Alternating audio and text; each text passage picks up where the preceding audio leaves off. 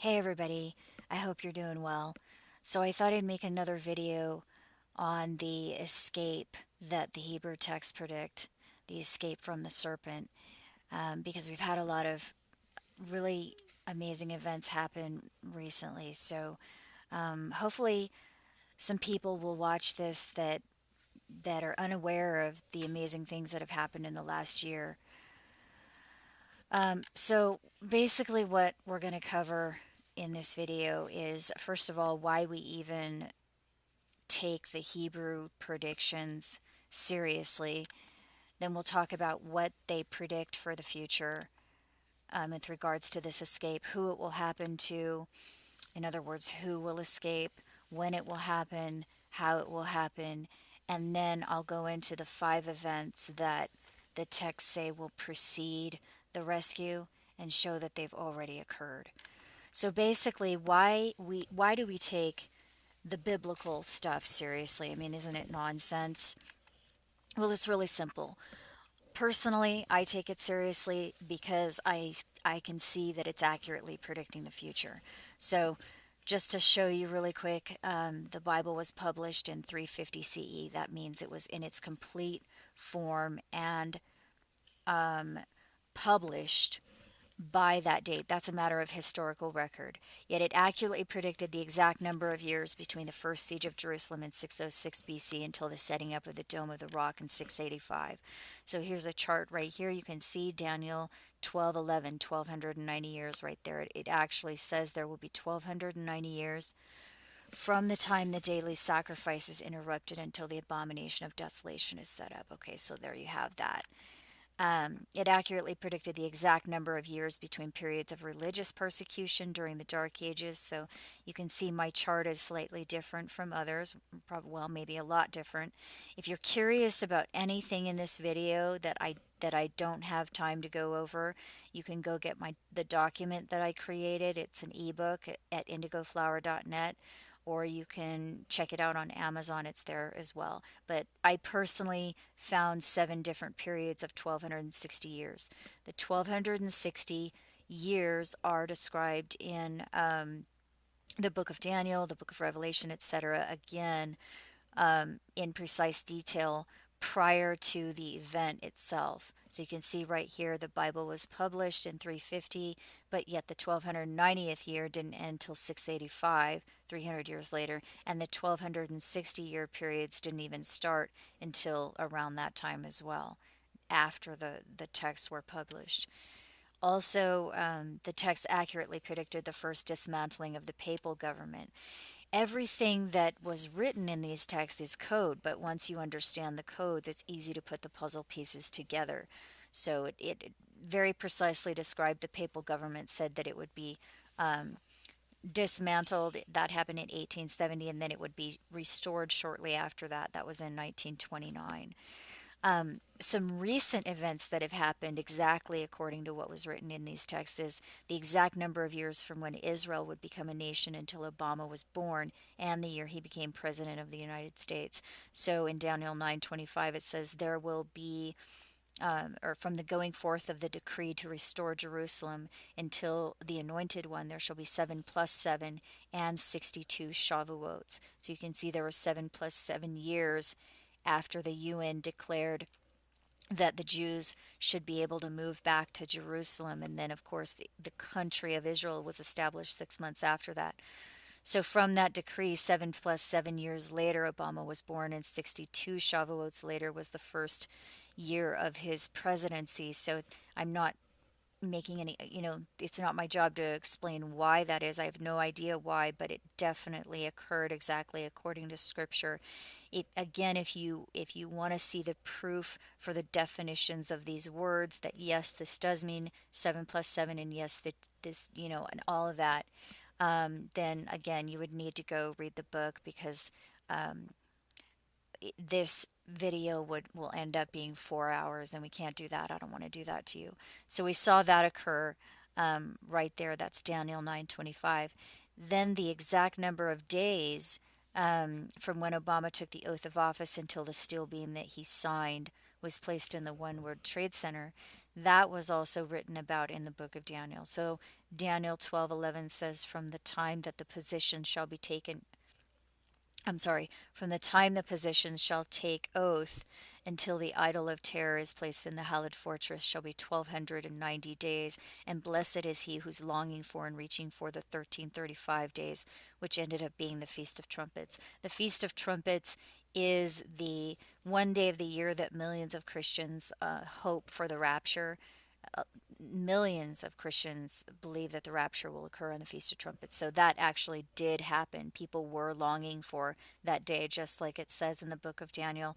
Also, notice there's a 40-day period from this final 1290th day until the 11-year anniversary of September 11th. So that's interesting right there. So far, we have, out of the major events that Daniel talks about, and also that Revelation 12 talks about, I've counted 7 major events that need to occur in order to that there are 5 events that precede the escape. Let me put it that way. So the escape from the serpent, there are 5 events that have to occur before that occurs, and there are a total of 7 events that I'm focusing on in this particular examination. So the 7 events are, first of all, you have to have the 7 plus 7 and 62 Shavuots in Daniel 9:25. That happened right here. The second thing that you have to have is the confirmation of a covenant at the start of a 7-year period. That happened right here on October 9th, 2009. But you'd have to do a little investigation to discover that the reason that Obama won the Peace Prize, so he won the Peace Prize October 9th, and the Nobel Committee claimed that he won that Peace Prize for his efforts at international peace. Well, you do a little more investigation, you find out that it was actually the confirming of the International Nuclear Non-Proliferation Treaty, which is a global treaty. It's extremely important treaty. Every single country on the planet except for 4 countries have signed this treaty. Incidentally, 2 out of those 4 countries that have not signed this treaty are Israel and Iran. So that's why, everybody's worried about what they're going to do, because they haven't signed that non-proliferation treaty, agreeing to not have nuclear war. So that was a major, major event right there. He confirmed this international worldwide treaty right after the 62 Shavuot. So that is the second event that has to occur according to the text before the escape can happen. So that did happen right here, perfectly in context. It has to occur within the context itself, and it did. The 1290 days is the third event that must occur prior to that escape. We'll talk about that later, because it says in Matthew 24, when you see the idol of terror stand in the hallowed place, then flee into the mountains. It's all code for the escape right there. So this does have to happen prior to the escape. So this is the third thing that did happen, perfectly in context with everything else. Right here. The fourth thing is the 1335 days, which have to also occur right along with the 1290 days, and we did see that occur. Like I said, it says, blessed are those who are longing for and reaching for the 1335th day, which landed on the Feast of Trumpets. And the Feast of Trumpets is when millions of people are hoping for the rapture. And the interesting thing about the rapture, that is also another word for the escape. And the word blessed, when it says blessed is he who's longing for and reaching for that, the word blessed is code for those who are raptured, but we'll get into that later in the video. Okay, so that was, let's see, there's 1, 2, 3, 4. That's the fourth thing. And the fifth thing that has to happen prior to the rescue is the sign of Revelation 12. In Revelation 12, it says the woman will escape into the wilderness. That's code. But before that, there's a sign that occurs in the heavens. It's a celestial configuration. We'll get into it in more detail later. but that did occur October 16th, 2012. The last time it occurred was approximately 500 years ago, and the next time this configuration will occur is 500 years from now, so it's extremely, extremely rare. The biblical text also, well, this is one other thing that's interesting. The exact month and day that Obama was in Israel is the day that Jesus rode into Jerusalem. So we know back here this word is Mashiach or Messiah or anointed one. And of course we know that Jesus was the Messiah and the anointed one. So it was very interesting that Obama arrived in Israel precisely in the center of this 1 week period, starting from when he won the Peace Prize for confirming the Nuclear Non Proliferation Treaty. So, exactly 1,260 days later, on March 22nd, he was in Israel. Well, he arrived in Israel March 20th and left Israel on March 22nd, which is extremely important because that is the exact window for Nisan 10 when you consider both groups of Jews. There's two different groups. One group observed Nisan 10 from the new moon and started it on the evening of the 20th until the evening of the 21st. And the other group observed Nisan 10 from the first crescent of the new moon, which started on the evening of the 21st until the evening of the 22nd. So that was amazing right there. The only thing that I'm really trying to uh, impress upon people is that there's no way this is coincidence. I mean, you may not believe that this is actually the final week that um, that Gabriel was referring to in the book of Daniel, but it's definitely not a coincidence. So all of these things have occurred perfectly, exactly according to scripture. Again, if you need to see those translations, the definitions of the words, and you want the links to the concordances, and you want the that I used, and you want links to the articles and everything, in the book that I wrote for this, I wrote it for that particular reason, so that people who really want the absolute evidence for this can have it, because I cite all the sources in there. I show pictures of the definitions and all of that.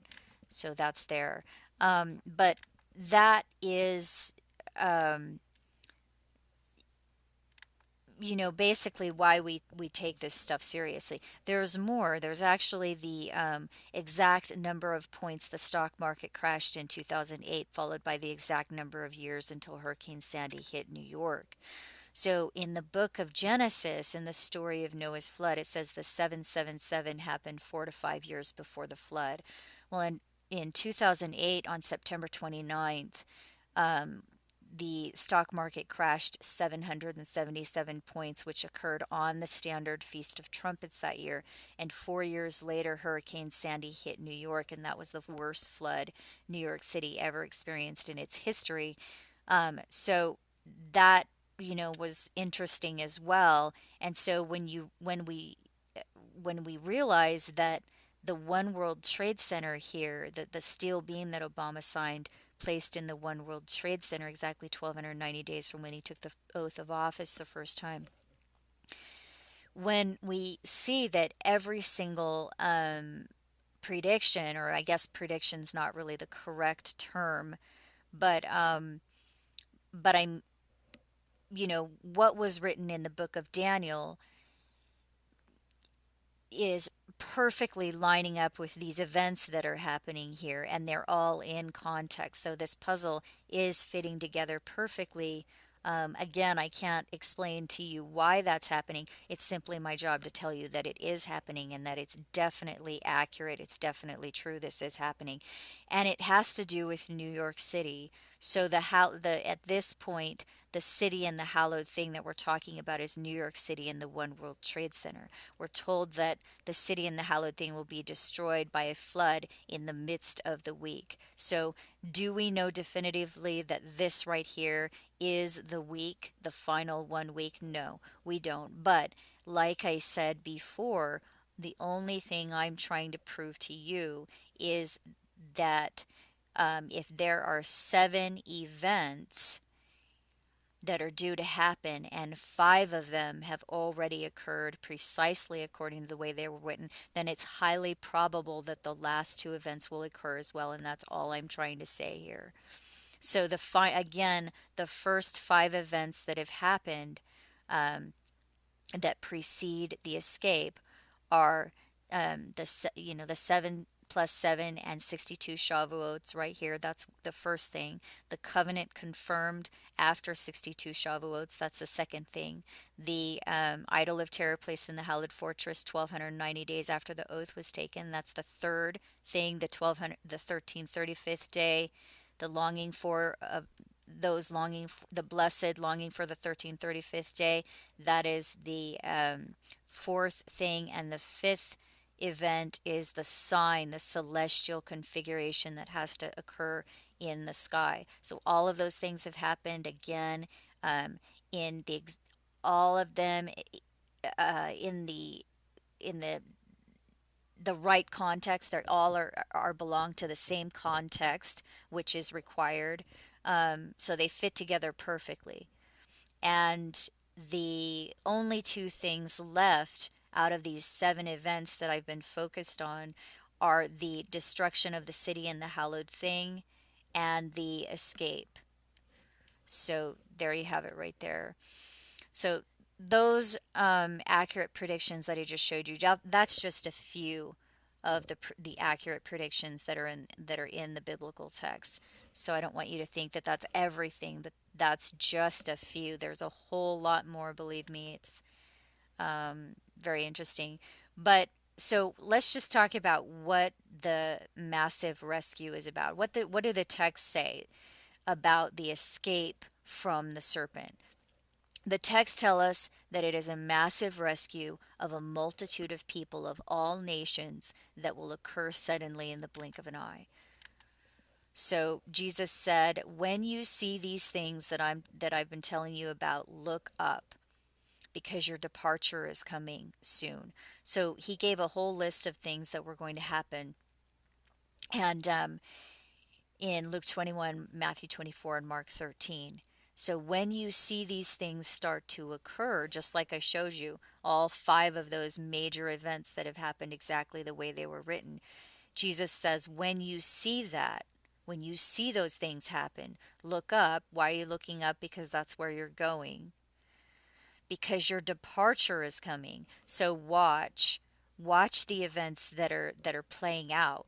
Watch what's going on around you, and pray that you will be accounted worthy to escape all the things that are about to come to pass. So where are you going? He says, "Then we which are alive and remain shall be caught up together to meet the Lord in the atmospheric region." By the way, this is the basis of the rapture doctrine. I'm not talking about the standard rapture doctrine here. Um, that's not what we're getting into here. But this word right here, um, caught up, the original Greek word harpazo, was translated in French in the ancient language, in the ancient French language, as rapturo, and that's where the word rapture comes from. So that, again, that's not, um, I'm not talking about doctrine here. This is a non-biased study that I've done on my own, and a few other people as well, and it's very different. It's very different. It's not the same as what you've heard in the churches. So so I try not to use the word rapture for that reason, because I don't want people to think that it's the same old doctrine that they've heard a million times, because it's not. But the escape, though, is real. Like I said, if the five other events have happened, then the escape is the next thing, and the desolation, then it's reasonable to you know it's reasonable to think, okay, maybe this escape really will happen if the five other things happened. Um, in the book of Luke, in Luke 17, it he clarifies for us that this escape that's coming is going to be a rescue. You will be taken somewhere right here. So he's talking about the story of Noah and the story of Lot, and he's saying, okay, at the end, which by the way, the end is after is after a 6,000 year period. It starts in Mesopotamia, and we're basically at the 6,000th year now. I mean, we don't know exactly when the civilization began, to the month or the day or even the year, but we know that we are approximately 6,000 years into this present civilization. That's what the texts tell us in code. So when it talks about the end, it's talking about the end of 6,000 year period. Why we don't really know, but it definitely does say that. Um, but that's a different study. I talk about it in my book if you're interested. But the at the end, there is an it's we're told that an asteroid will strike the earth and that no flesh will survive. And prior to that, there will be this great tribulation. It's a war on the earth, and it involves nuclear bombs. So basically, a nuclear world war prior to an asteroid strike. Um, and it actually might be, I take that back because well, we'll talk about it later. There is, here's what we know with absolute certainty: the asteroid strikes at the end of a 1260-day period. Let me put it that way. But there is a possibility that the 1260-day periods that they layer each other. So I shouldn't say that it's at the very, very end, but it is absolutely at the end of a 1260-day period. But we'll look at that later. The reason that matters is because you have some timing mentioned here in Luke 17. It's talking about the story of Noah and the story of Lot. It says, in the end, in the days of the Son of Man. That's code. In the end, basically, is what it's talking about. It will be the same as it was in the story of Noah, and also the same as it was in the story of Lot. But see, here's the key: there's a difference between the story of Noah and the story of Lot. There are a few differences, actually. Noah and Lot were different people. They behaved differently. That's number one. And number two, Noah was taken into the ark 7 days before the event happened, and Lot went up on the same day. So Lot was saved on the same day that fire and brimstone fell down from heaven. But Noah went to the safe place in the ark 7 days before the event. Now, here's the other thing I wanted to point out. In the story of Noah, it was a flood, but in the story of Lot, it was fire and brimstone from heaven. Well, how could something be, if Luke is saying, I'm sorry, well, this is Jesus talking here. If Jesus said that the the apocalyptic event in the future, that event is going to be like what happened in the story of Noah and the story of Lot, then the fire and the brimstone and the flood must be associated. Okay, so here's what it is. The apocalyptic event that is described in the book of the Apocalypse, or in other words, Revelation, that apocalyptic event is an asteroid strike. We know that, and I'll get into that later. It's an asteroid strike, and there are two asteroids. One of them this is what the text tells us, the biblical text. It tells us that, and it's in code, by the way. It's written in code, and then you have to. It not only is it written in code, but then it's broken up into a bunch of pieces, just like a puzzle, and then scattered throughout the text. So first you have to understand the codes, then you have to put the puzzle pieces together. So it's not like you can just open it up and say, oh, there it is. Although there are scriptures that it's very blatant. I mean, everybody knows, I'm sure, what wormwood is, because there it is, a star fell from heaven. But it tells us that there are two asteroids that hit the earth. One hits the sea and one hits the land. So um, if an asteroid hits the sea, then obviously there will be a tsunami, and so that could explain that. So I just wanted to cover that very quickly. But the main point here, though, is that there are going to be two rescues, one at the beginning of the tribulation and one at the end of the tribulation. That's not the only evidence we have. We have over and over and over again in these texts. It tells us there are two rescues. I'll show you what I mean later on as we go through. Okay, so one will be taken and the other left. It's going to be just like it was in the days of Noah and the days of Lot.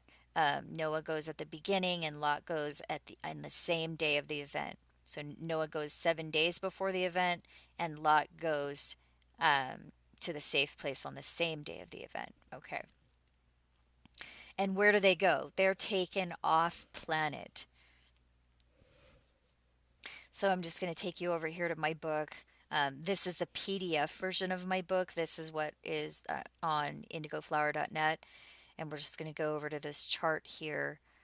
To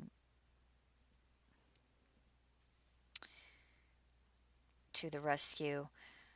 So in Matthew 24, Mark 13, and Luke 21, they parallel each other. And if you just kind of glance at these chapters, they seem like they're describing the same event. But once you really, really dig deeper, you realize that no, Luke 21 is describing an event that happened in the past that is different from what Mark 13 and Matthew 24 is describing. And that is, we know that because the historian Josephus recorded what happened in 70 CE when the Romans took over Jerusalem. It's a really horrible event, and what he described matches what Luke says in Luke 21. So you can see right here, there are a few differences. For example, in Luke 21, it says, "They shall fall by the edge of the sword and shall be led away captive into all nations, and Jerusalem shall be trodden down of the Gentiles." Um, but notice that in Mark 13 and Matthew 24, it doesn't say that. It says there will be no flesh saved except for the elect, basically. And we'll get into this verse right here because it's a lot more complex than that. But basically, one of the layers of meanings of this verse right here is that no flesh would survive if the elect were not saved, meaning if the humans and animals, because remember he said it's like Noah, it's like the story of Noah when this event happens. That means it's not just the humans that are being rescued off the planet, it's the animals too. So that's why it says right here, no flesh would survive if if the rescue did not occur. That means no humans and not animals either. Well, there's only one thing really that can cause that, and that's a nuclear war and an asteroid strike. And then we find out later, sure enough, that is what is being described.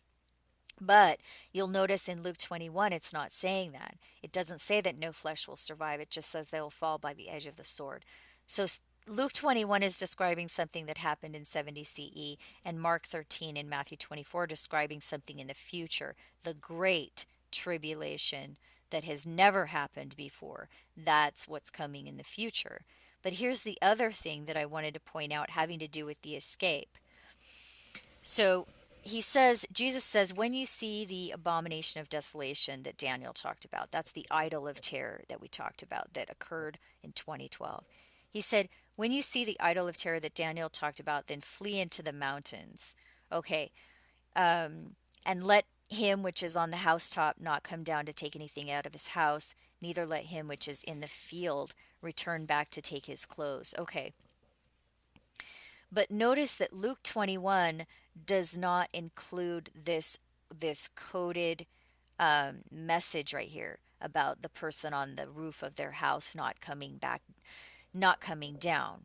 So, and that's because that didn't happen there. I mean, you'd have to think about it to understand. So, how could somebody be on their roof and not come and flee into the mountains, but not come off their roof first? See, that's the riddle right there. That's why it's called a parable or a riddle, because it's not easy to understand. You have to think about it for a second. Wait a minute. They're fleeing to the mountains right here, but they're not going to come down off their roof first. How does that happen? Okay, well, the only way that can happen is if they fly to the mountains. So That's why it's not mentioned. This riddle is not mentioned in Luke 21, because Luke 21 is describing an event that occurred in 70 CE. They didn't have airplanes or anything like that in 70 CE. They couldn't fly at all. They literally went on foot into the mountains. But this event, we're going to find out, is being flown to the heavenly abode. So it's not really being flown to the mountains. You're not actually going to drive into the mountains, and you're not going to fly into the mountains by helicopter or anything like that. You're going to fly to the heavenly abode.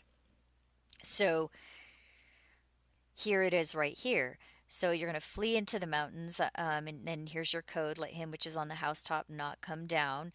And also it says that in Luke 17, in that day, he which is on the housetop and his stuff in the house, let him not come down to take it away. So there you have your two puzzle pieces that fit together. But Luke 17 clarifies the fleeing for us when he says, one shall be taken and the other left. But also notice it's a day, it's one day. So in that day, one shall be taken and the other left. And they said to him, where, Lord? And he says, wheresoever the heavenly stars are, thither will the eagles be gathered together. Again, if you want these concordance links and you want to see the definitions for the original Hebrew and Greek words, it is in my book. So he says, wheresoever the heavenly stars are, the eagles will be gathered together. So in Revelation 12, that's our puzzle piece that fits into this. It says, and to the woman were given two wings of a great eagle, that she might fly into the wilderness, into her place. So, um, so the woman is being taken by an eagle and flown to where the heavenly stars are, and that's where the eagles will be gathered together. Then we which are alive and remain shall be caught up together to meet the Lord in the atmospheric region. There you go. They will be taken in that day. So this is an event in the future that's at the end. It has to do with an asteroid strike. They will be taken off planet to survive. So a lot of people have a hard time believing that. Personally understand that as well. Um, it's it's very similar, at least in my mind. I think, well, how would someone feel if you went back in time, let's say, and maybe you couldn't go back in time yourself, but you could write a story and send it to someone who lived, say, 1,000 years ago. Let's say you knew that you knew who the smartest person on the planet was 1,000 years ago, and you were able to write a letter to them and send it back in time. Okay, how do you think that they would respond if you told them the stories about our present age, about how you can talk to somebody who's on the other side of the planet just with a few punches of a button, in less than a minute? How would they feel about it? I mean, they'd have a really, really hard time understanding that concept. So the fact that we have trouble understanding certain concepts at our present time is not surprising at all. So it doesn't necessarily mean that something is absurd just because we can't understand it or fathom it. So I'll just leave it at that right there. But here's the thing: a lot of people will say, "Oh no, that escape or that quote unquote rapture is not true." But look, Jesus said right here, if it were not true, he would have told us. He said, "And don't think there's not room for you, because my Father's house has many mansions." He is going to prepare a place for us, he says. And if I go to prepare a place for you, I will come again and receive you unto myself, that where I am, you will be also. So basically, he's saying, look, I know a lot of people don't believe this. I know there are a lot of scoffers, and I mean, that's what that is. They scoff. Oh, that's absurd. Of course there are, because they haven't, well, we'll just leave it at that and say, this is his point. He's saying, look, you're listening to them. They're telling you it's not true. But if it really wasn't true, he would have said that. That's his point. He would have said it to us. It would be there in the text saying, okay, this particular thing right here, this is not true. But no, instead, over and over and over again, we're told that it absolutely is true, that this is exactly what's going to happen, that he is going to prepare a place for us, and that if he's going to take that time to prepare a place for you, then he's definitely going to come get you and take you there. And you're going to where he is, which is in the Father's house. So let's just look at some code word here, some code words. Fly like a bird to your mountain. So this is in Psalm 11. It says, I trust in the Lord for protection. So why do you say to me, fly like a bird to your mountain? Well, they didn't understand it in the ancient times, but it's because it's code. It means that you are going to fly to the upper off planet. You're going to fly to the upper atmospheric region. First Thessalonians. So Revelation 21 says, and he carried me away in the spirit to a great and high mountain and showed me the great city, holy Jerusalem, descending out of heaven. So, holy Jerusalem is the great city that is in heaven. And he went to the great and high mountain to see that great city. So the mountain represents the place of God, just like it says when Moses went up to the mountain of God. The mountain is the heavenly abode. That is where you will be flown to. You will be flown to the heavenly abode. Okay, so who will be rescued? Revelation 12:6, and the woman was saved by flight into the wilderness where she had a place prepared of God that they should feed her there 1260 days. So Jesus said he's going to prepare a place for you. Jesus goes to prepare a place for you, and that's the woman. The woman goes to the place that is prepared. Okay. After this I beheld, and lo, a great multitude which no man could number, of all nations and kindreds and people and tongues, stood before the throne. Where is the throne? The throne's in heaven. And before the Lamb. Who is the Lamb? Jesus. And Jesus said, where are we going? To where he is. He's where the throne is. And he's feeding them there. So the woman is being fed in the place prepared by God. Jesus prepared a place for us that we will go where he is. The Lamb is feeding the great multitude which cannot be counted, of all nations and people and tongues. We have more confirmation in Revelation 11. And the angel stood saying, rise and measure the temple of God which is in heaven, and the altar, that's the Greek word, and them that worship therein. So this is very important. He's measuring those that are inside of the temple in heaven, the temple of God, which is in heaven. So who is in there? Right here it says, the court that is without the temple, do not measure that, because it is given unto the multitude. This word is Gentiles in the King James, but it means multitude. And the holy city shall they walk underfoot 42 months. Okay, where's the holy city? It's in heaven. The multitude is walking the holy city in heaven for 42 months right here. How long is 42 months? If you divide 1260 days by an average of 30 days per month, you end up with 42 months. It's the same time period right here. The woman is in the place that God prepared for her for 1260 days, and the multitude is walking the holy city, which is in heaven right here. The holy city coming down out of heaven for, again, 1260 days, the same time period. That's what we're talking about right here. So do not measure the multitude, the great multitude, which no man could number. This is the same multitude right here. This is the bride. The bride comes down at the end. He says, come hither, I will show thee the bride, the Lamb's wife. And he carried me away to a great and high mountain and showed me that great city, holy Jerusalem, descending out of heaven. Again, right there. That is the bride. So we are talking about a marriage. We're going to talk because if you start putting the puzzle pieces together, you realize the bridegroom comes for the bride and they go to the marriage feast. That's the first rescue, and it happens right here at the start of a 1260-day period.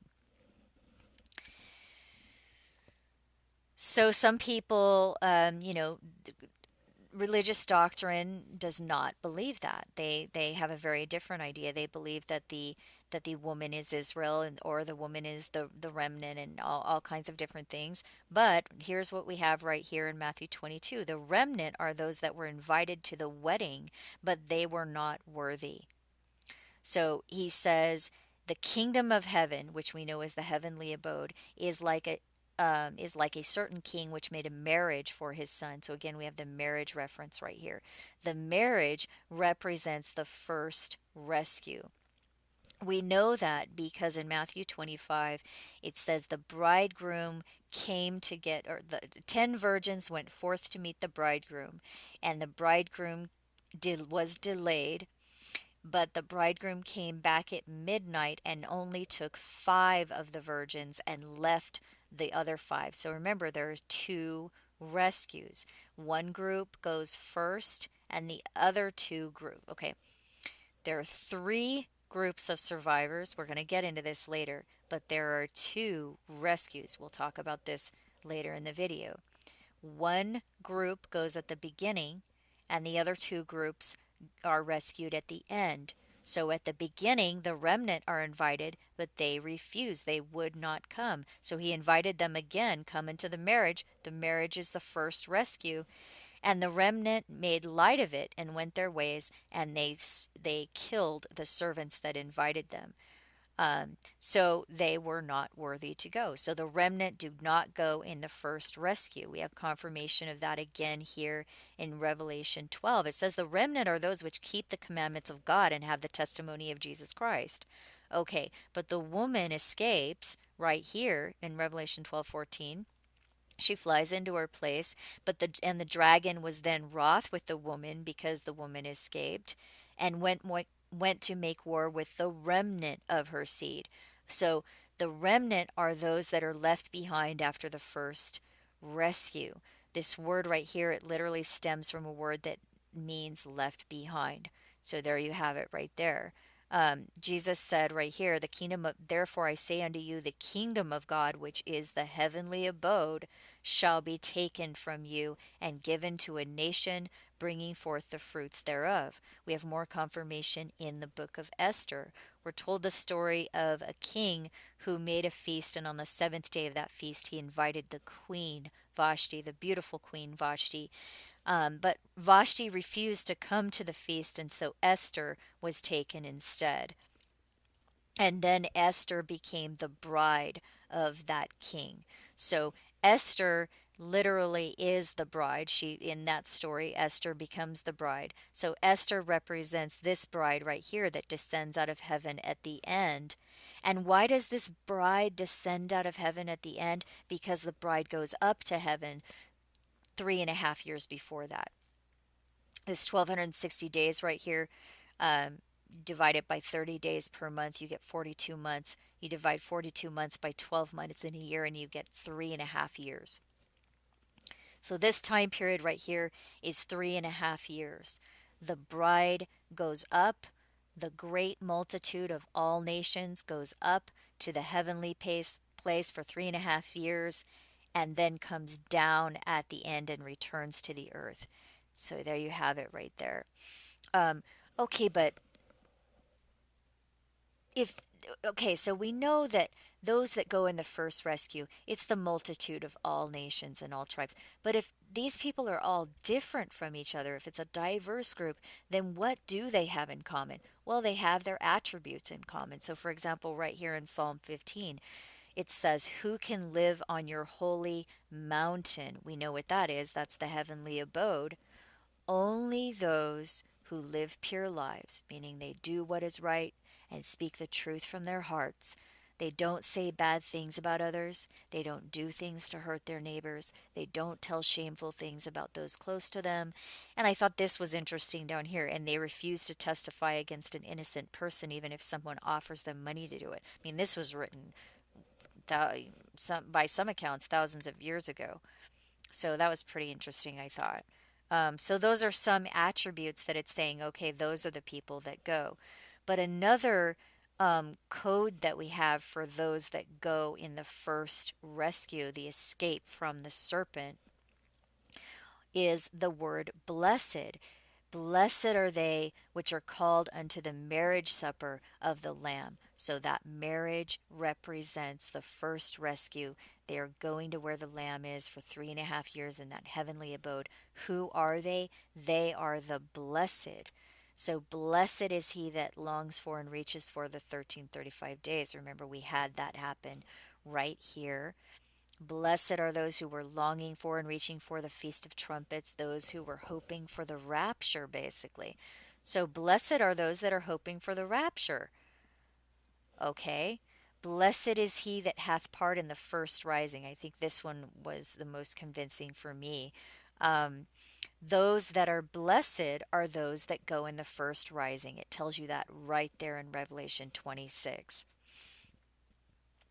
By the way, this word rising, the word mountain, and we'll get to this later, the word mountain stems, uh, originally meant rising before it was translated as mountain. We'll go into that later. And the other thing about this is that Jesus also in Matthew 24 says that the fleeing to the mountains is a rising, quote unquote, but we'll get to that in a little bit. So, blessed are those that have part in the first rescue. This is referring to the rescue right here, this rising right here. So, what are the actual attributes that these people have? Well, we find it in the code word blessed. So, blessed is he that blesseth, I'm sorry, blessed is he that blesseth thee as opposed to cursing thee. Blessed is he whose transgression is forgiven. Blessed is he that considereth the poor. Blessed are the poor in spirit. Blessed are they that mourn. Blessed are the meek. Blessed are they which do hunger and thirst after righteousness. Blessed are the merciful. Blessed are the pure in heart. Blessed are the peacemakers. Blessed are they which are persecuted for righteousness' sake. Blessed are you when men shall revile you and persecute you, and shall say all manner of evil against you falsely. Come, ye blessed of my Father, inherit the kingdom prepared for you. Blessed are the poor. Blessed are you that hunger now. Blessed are you that weep now. Blessed are they that do his commandments, and blessed is he that reads and hears the words of this prophecy. So, those are some of the attributes, I guess you could say, of the people that belong to that multitude of all tribes and nations and languages that will be rescued at the start of that tribulation period. Okay, so if those are the ones that go at the start of the tribulation, then who are the ones that stay? Well, by default, obviously it would be those that are woed, because in those scriptures it says, "Blessed are these," and "Woe unto those." So when it says in Revelation 12, it says, "The woman is saved by flight. Therefore rejoice, you heavens, and you that dwell in them." That's referring to the multitude right there. They are rejoicing because they went to the heavenly abode. So, those of you that went to the heavenly abode that are dwelling up there right now during this 1260-day period, rejoice. But woe to the inhabitants of the earth and of the sea. Okay. So who are those that are woed? Let's go through the attributes of those that stay behind the remnant. Woe unto the wicked, it shall be ill with him, for the reward of his hands shall be given him. Woe unto them that call evil good and good evil. Woe unto them that decree unrighteous decrees, then that right grievousness for which they have prescribed, meaning they're causing something and then they go and they complain about it. They cause something to happen, and then they and then they blame someone else for it, or something like that. That's what that sounds like. Woe unto them that seek deep to hide their purpose, and their works are in the dark, and they say, "Who seeth us, and who knoweth us?" Woe unto you hypocrites, for you devour widows' houses, and for a pretense make long prayer. Woe unto you hypocrites, for you may clean the outside of the cup and of the platter, but within they are full of extortion and excess. Woe unto you hypocrites, which indeed appear beautiful outward, but are within full of dead men's bones and of all uncleanness. Woe unto you that are rich! Woe unto you that are full! Woe unto you that laugh now! Woe unto you when all men shall speak well of you! Woe unto you also, you lawyers, for you laden men with burdens grievous to be borne, and you yourselves touch not the burdens with one of your fingers. Woe unto them, for they have gone in the way of Cain, and ran greedily after error for reward. Okay, I wanted to say something about this because I immediately thought of the wheat and the tares when I read this, and how in the riddle of the wheat and the tares, we're told that the wheat will be gathered into the barn, and the tares will be bound together in order to burn them.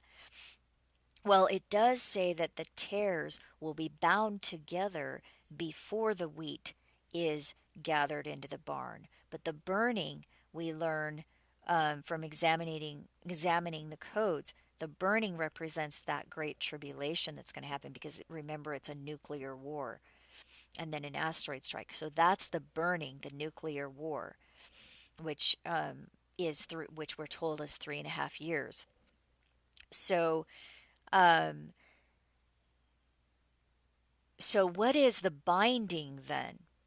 So in the story of the wheat and the tares, it says the tares are bound first in order to burn them later. So they're bound in order to go through the great tribulation period. And then the wheat are gathered into the barn, which represents the heavenly abode.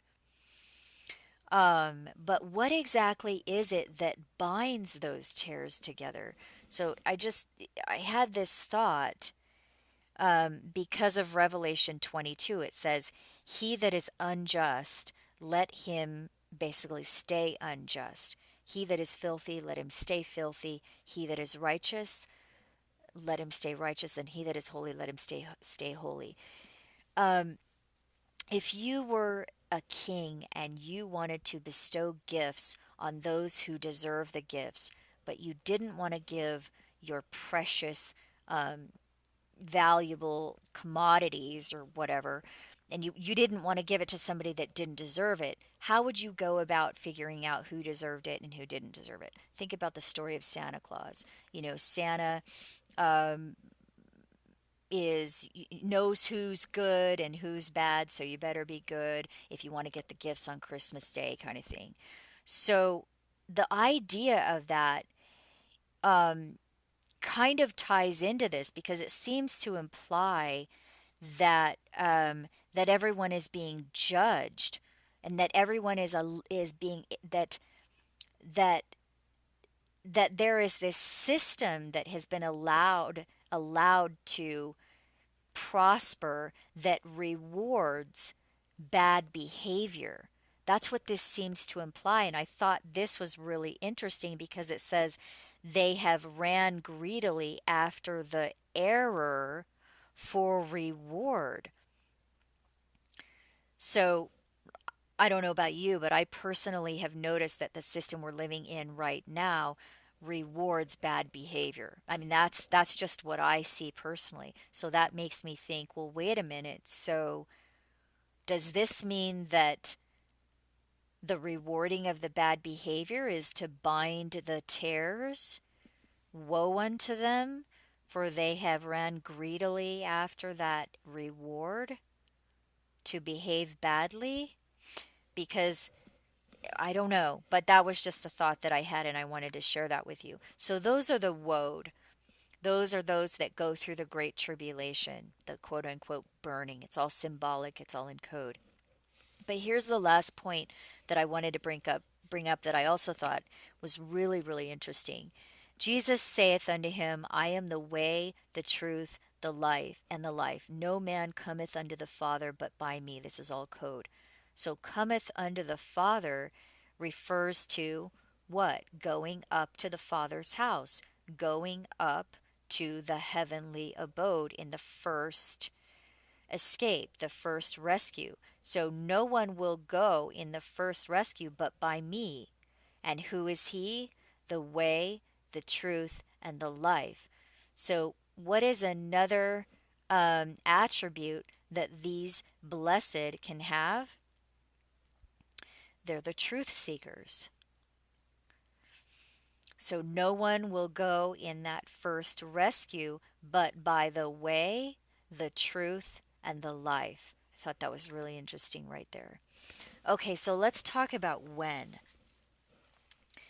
And this is really, really interesting. So we know that the multitude will escape at the start of a 1260-day period, which is a 3.5 year period. The multitude that's walking in the heavenly abode for 42 months, the 3.5 year period. So here we have it right here. Here's our 1260 days, 42 months, 3.5 years. And we know that the multitude goes up to that place at the start of that time period right there. So we'll start with that. Now we have another clue. Jesus says, when you see the idol of terror that Daniel talked about stand in that hallowed place, then let them which be with Jesus be saved by flight by the rising. Now I know that's not your standard King James translation. Again, if you want to see the definitions of these words and have links to the concordances to check it all for yourself, I have links in the description box below this video, but it's more fully explained in my ebook, so I would recommend go check that out if you really want to verify these translations. I will say really, really quick though, that this word right here, Judea, it literally means he shall be praised, and that's not a direct translation. That is, so therefore Jesus is not a direct translation, it's code, because we know that he who shall be praised is Jesus. So also one more thing, this word mountains, because in the King James it says, then let them which be in Judea flee into the mountains. But this is an alternate translation right here, which I thought it blew my mind when I discovered it. I was just, wow, that makes perfect sense. But also I wanted to show you this word mountains right here. It probably from an obsolete oro, the Greek word is oros, but it comes from an obsolete, meaning it's not used anymore, oro, which means to rise or rear. So I thought that was really, really interesting right there. Okay, so he's telling us that this event, this rising, this escape will happen after you see the idol of terror. So there we have it right there. The idol of terror has to happen before this escape happens. And then he says, for then shall be great tribulation, such as was not since the beginning of the world to this time, no, nor shall ever be. So after the rising happens right here, after they're saved by flight by the rising, then the great tribulation will happen. Very, very clear right there. First you see the idol of terror, then the escape, the rescue, then the great tribulation. Daniel confirms this as well when he says, there shall be a time of tribulation, such as never was since there was a nation even to that same time. Again, right here it matches Matthew 24. By the way, this is an error. I'm sorry. This is supposed to say Matthew 24:21. But it matches the book of Daniel. It says, there shall be a time of tribulation, and at that time thy people shall be delivered. So it confirms it for us again right there. The escape will happen at the time of the great tribulation. But Daniel goes a little bit further and actually tells us how long the tribulation will last. Later down in verse 6 and 7, it says, how long shall it be the end? How long shall it be to the end of these wonders? And he says it shall be for a time, times, and half a time. Well, what are we talking about? The subject is the tribulation. So when he says, how long shall it be to the end of it? He's talking about the tribulation for a time, times, and half a time right here. Well, how long is that? Revelation 12 tells us. So we're putting the puzzle pieces together here. It says the woman flew into the wilderness, into her place where she is nourished for a time, times, and half a time. Well, we've also read that earlier in Revelation 12:6, and it tells us that is 1260 days. So how long is the tribulation? It's 1260 days. When Jesus says the great tribulation, that matches the book of Daniel, which says that that is a time that it lasts for a time times and half a time, and in Revelation 12 it tells us that a time times and half a time is 1260 days. So the great tribulation lasts 1260 days. There you have it right there. It starts right here and it ends right here. It's the same time period that the multitude are in heaven. Then we are told that immediately after the tribulation, he will gather together his elect from heaven. So he's gathering the elect that are in heaven. So there you have it. The multitude go up to heaven, they stay 3.5 years, and then they're gathered from heaven, because that's where they are at the end of the tribulation. Again, so one shall be taken and the other left. Where? To the heavenly stars. That's where the multitude will walk the holy city for 42 months. The holy city is in heaven. That's the bride right there. And the bride descends out of heaven at the end. So it says right here that the angel is getting ready to pour out the final 7 plagues, and then he sees the bride descending out of heaven. Well, when do the final 7 plagues, when are they poured out? At the end of the 12 of the tribulation. I'll show you right here.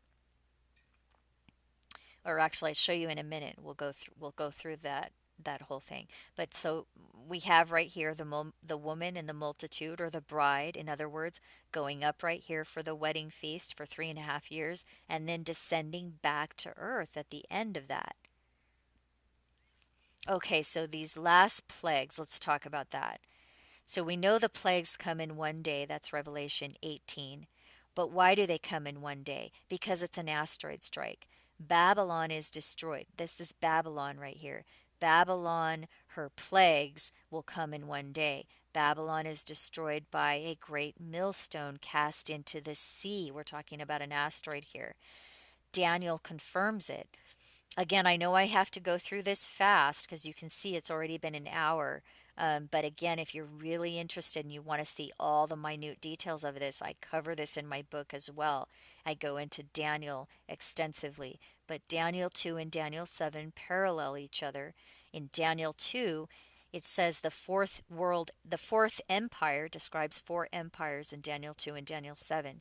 And the 4th empire is destroyed by a stone that was cut without hands. But you'll notice that in Daniel 7, the 4th empire is destroyed by a fiery flame. So which is it, a fiery flame or a stone that was cut without hands? Well, when you put the puzzle pieces together, you come up with a fiery stone. It's an asteroid. A fiery stone, a fiery millstone right here that is cast into the sea. That is how Babylon is struck down. That is how the 4th empire is struck down. So it is a fiery stone. It is an asteroid. And that's why the plagues come in one day. That's precisely why, because an asteroid strike is sudden. Here's our next confirmation.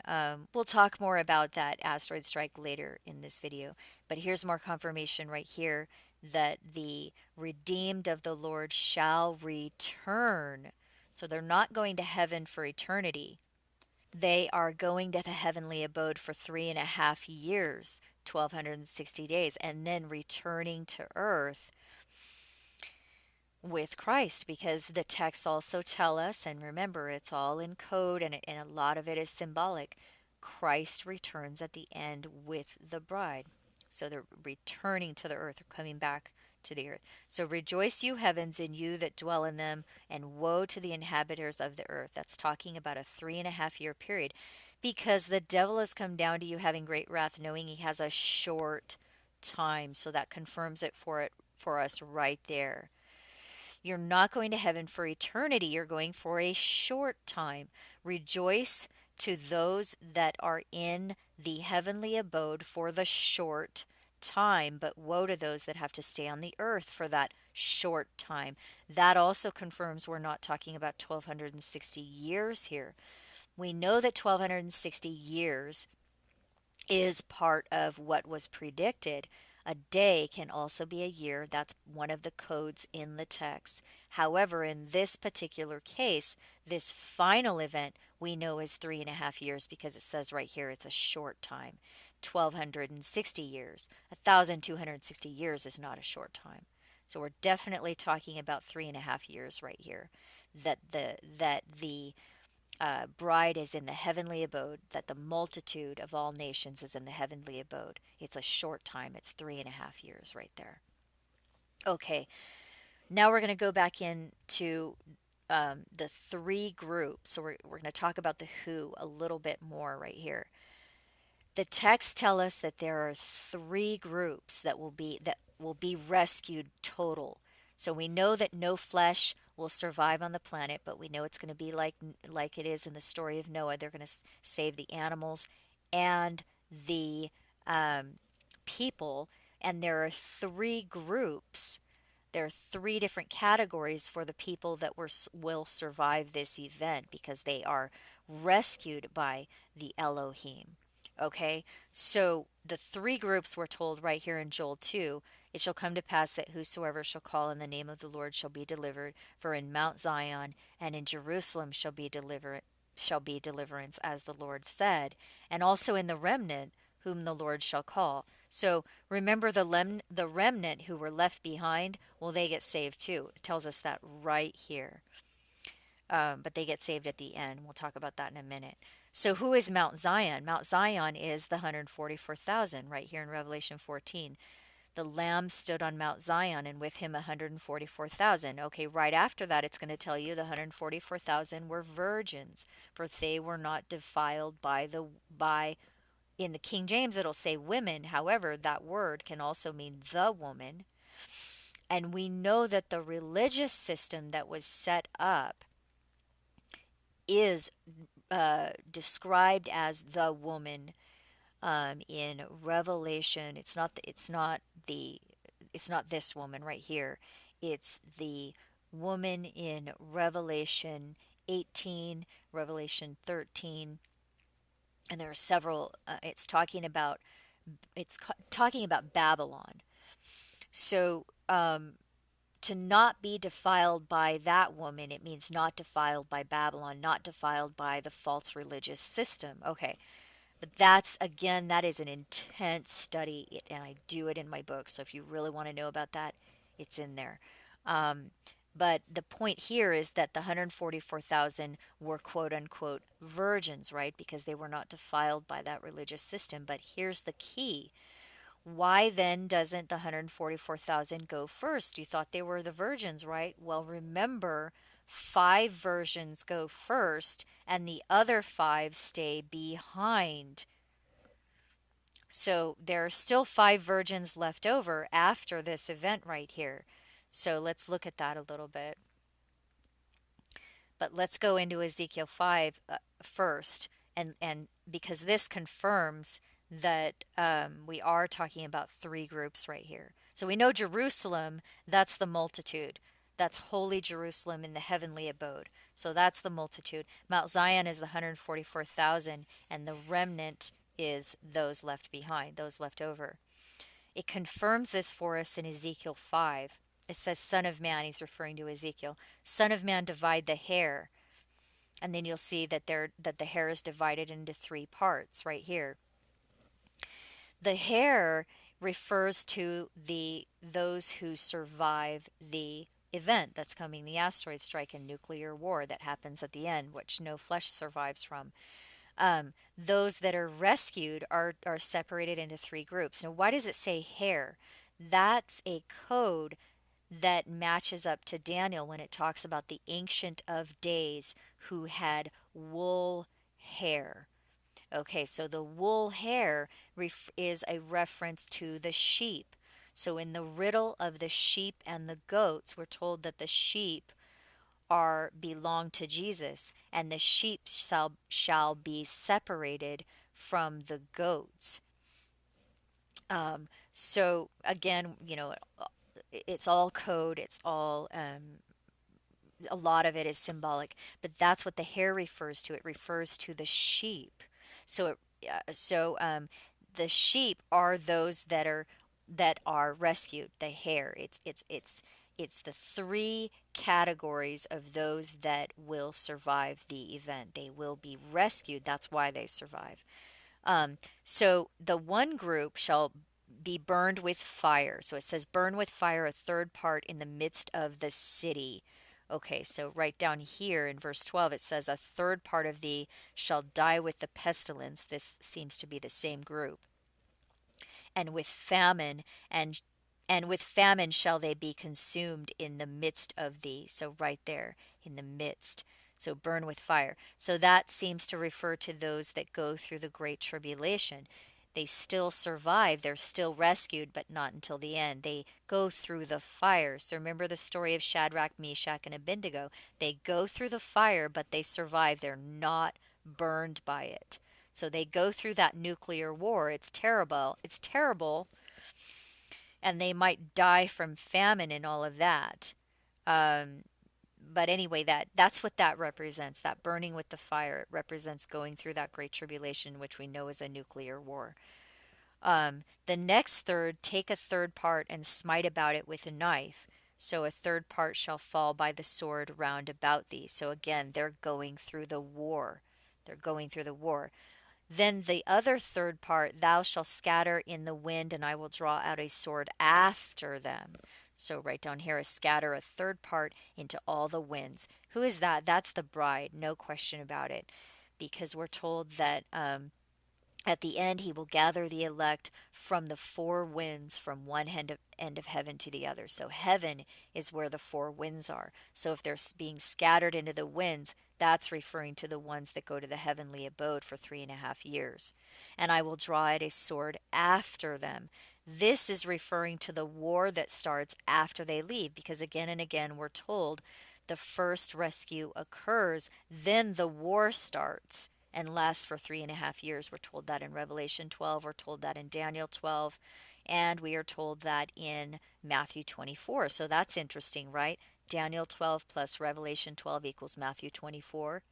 12 plus 12 equals 24. So just really, really complex but amazing information there. So that's confirmation. There are three groups that survive. One group goes up at the beginning of the Great Tribulation. Therefore, the other two groups, or in other words, two witnesses, stay on the earth during the Great Tribulation. Right here, Revelation 11. I will give power unto my two witnesses, and they shall prophesy 1260 days. The same time period right here. The two witnesses are on the earth during that great tribulation. So there's your three groups. The first group is the bride. It goes up, stays in heaven for 3.5 years, while the other two groups stay on the earth. Those are the two witnesses. They witness that great tribulation. And when they have finished their testimony, the beast shall kill them. And they ascended up to heaven in a cloud, and the same hour there was a great earthquake, and the remnant gave glory to the God of heaven. Okay, so that great earthquake is the asteroid strike. And I don't have time to explain it in this video, but I do explain it in my book in detail. I mean, all it is, it's the same thing that we've been doing in this video. It's just understanding the codes and putting the puzzle pieces together. That's all we're doing. So that great earthquake, it happens at the end of the 1260-day period. It happens when the asteroid strike. In fact, that's what causes the earthquake, is the asteroid strike. So remember in the story of Lot, it said the final event in Luke 17. Jesus said in the final event it's going to be like it was in Noah's day and also in Lot's day. But remember, Noah went up 7 days before the flood, but Lot went to the safe place in the same day. So right here it says that the same day that the two witnesses were saved, there was a great earthquake. Okay, now you might be looking at this and saying, but wait a minute. I thought that the multitude went up 3.5 years before, not 7 years before. That's another really, really interesting subject, because remember in Matthew 24 it says the days shall be shortened. It said, for then shall be great tribulation, and a lot of religious doctrine said, oh, well, the tribulation is 7 years. And that makes sense. I mean, there are a lot of codes in there that imply that the tribulation is 7 years. But then he said right after that, those days shall be shortened. Shortened to what? 1260 days. I mean, I'm just, nobody really knows, but that does make sense because we know without question that the bride goes up at the start of the 1260-day period. So is that what Jesus meant? We can ask the question, we don't know. Is that what he meant when he said those days will be shortened? So, meaning the 7 days will be shortened to 3.5 days, so that the group representing Noah, instead of going into the ark 7 days before, they will go into the ark 3.5 days before. Could that be what he meant? I'm just asking the question. But that is interesting right there, and it does fit together. It does make sense logically. So, so after that tribulation, shall he send his angels and shall gather together his elect from the four winds. Right here, the bride. This is the end of the tribulation. He'll gather the bride from the four winds and the two witnesses from the uttermost part of the earth, right here. So at the end of the tribulation, the bride and the two witnesses are gathered together right there. The bride is gathered from heaven, and the two witnesses are gathered from earth, because that's where they have been during that great tribulation period. So again, those that were invited to go to the wedding, they refused to go. The Queen Vashti, the beautiful Queen Vashti, refused to go to that wedding, and Esther was taken instead to the wedding, which was the 3.5 years in the heavenly abode. But notice this, Esther was taken in the 10th month. So now we're going to talk about the timing a little bit more in this context. So you see right here that in the 3rd year of his reign, the king made a feast for 7 days, and on the 7th day of that feast, he invited Vashti, the queen. So the queen is invited to this feast in the 3rd year of his reign, right here. Okay, but then Esther was taken, and that's a code word right there, in the 7th year of his reign. So from the 3rd year to the 7th year, we have 4 years.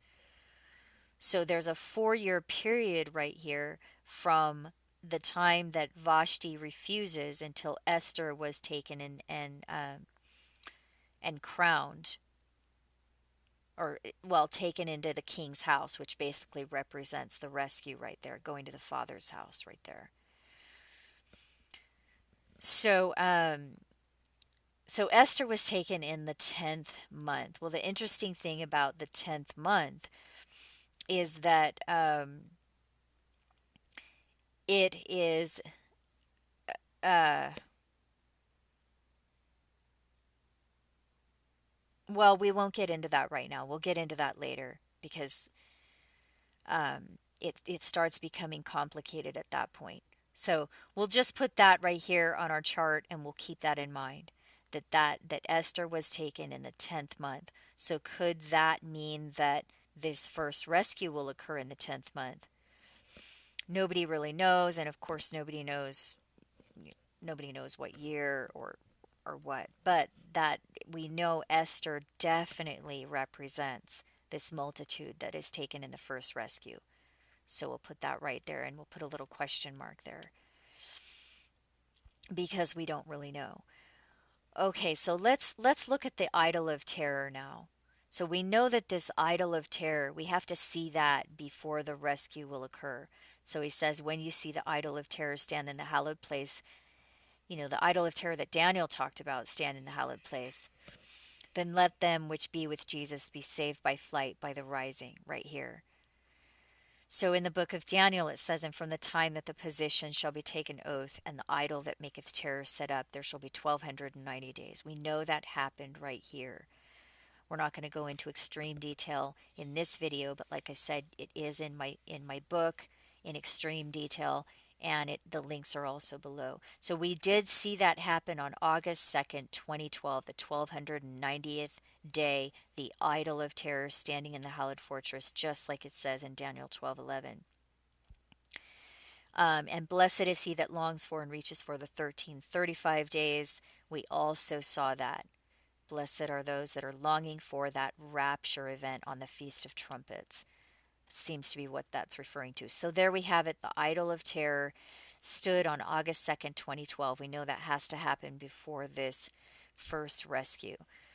So the next thing is the 70 Pentecost. It says 70 Shavuots are determined upon the people to seal up the vision and the prophecy. So when Gabriel was telling Daniel all of this, he said, okay, the whole thing will be completed after 70 Shavuots.